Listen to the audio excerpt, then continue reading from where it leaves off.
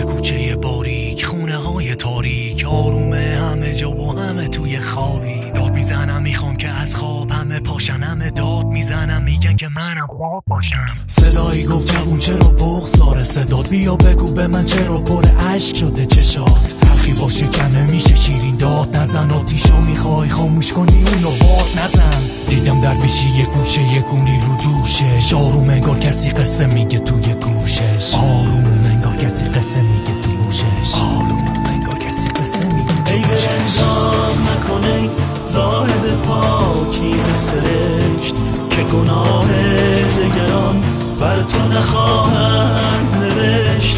من اگر نیکم و گربت تو برو خود را باش، هر کسی آن درود عاقبت کار که کش. گفتم درویش نپرس از دلم که دلم خونه، خستم رام نمیدن که برم خونه. میگم به ما شما بدی خدا بده با بدا، صدا نزن صدای تو نمیرسه به خدا. میگم فرشته ای نیست روشونه هاتون، دیگه بد باشین فرشته از روشونه هاتون میره. درویش خوبی و با چی میکشن که ما بد شدیم، چی اون بره ترازوه که ما کم شدیم. مادر همیشه میگفت تو مرامش نیست جدایی، تو سختی ها فقط اسم خدا رو بیاری. نبینم لحظه ای به بنده خدا تکیه کنی، اشکاتو فقط باید به خدا هدیه کنی. میگفت خدا همیشه دلتنگ بنده هاشه، اسمشو بیار بخواه ازش هرچی که باشه. درویش برو بگو به خدا بیا ببین اینا بنده های بدتن روی زمین. بگو اومدن این بنده های پست و ذلیل، به تو بگم پشیمونن هستن امین. بگو خدا بیا با هم آشتی باشیم، ما بندتیم حتی اگه چی باشه. نکنه زاهد پاکیز سرشت، که گناه دگران بر تو نخواهند نوشت.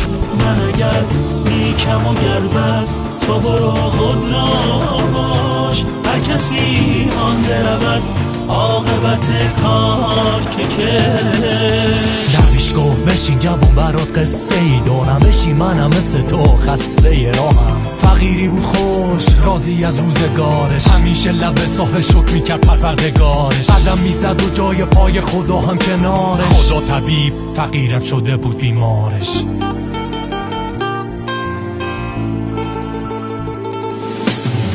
یه روز بعد روزگار رقم خورد، فقیرم تو جنگ با مشکلات شکست خورد. خجل رفت کنار ساحل از خدا گله کنه، مثل تو با داد بگه خدا دلم خیلی پره. ولی فقیر و ماسه ها کنار ساحل ندید جایی پایی از خدا یاده.